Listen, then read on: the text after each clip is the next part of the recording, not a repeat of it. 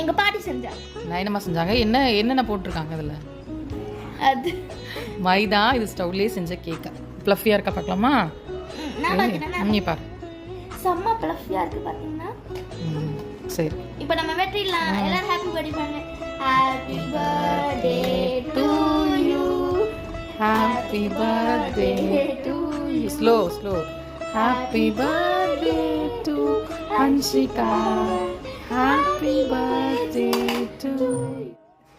Cake cut பண்ணோன்னா நீங்களாம் நினச்சிக்காதீங்க பர்த்டே கேக் கட் பண்ணுறான்னு சொல்லிட்டு. இது சும்மா நாங்கள் வீட்டில் செஞ்சவங்க. சண்டே சும்மா ஃப்ரீயாக இருக்கும்னு சொல்லி செஞ்சாங்க எங்கள் மாமியார். இதில் வந்து பட்டரு எக் எதுவுமே சேர்க்காமல் ஸ்டவ்வில் செஞ்சாங்க. சூப்பராக வந்துச்சு. சும்மா உங்ககிட்ட காட்டுன்னு எவ்வளோ கேக்கு காலி ஆகிடுச்சு பாருங்கள். அவ்வளோ டேஸ்ட்டாக இருந்துச்சு எங்கள் கேக்கு. எங்கள் ஆண்டி செஞ்ச கேக். திருப்பியும் ஹாப்பி பர்த்டே பாடணுமாங்க இந்த பொண்ணுக்கிட்ட. எங்களால் முடியல.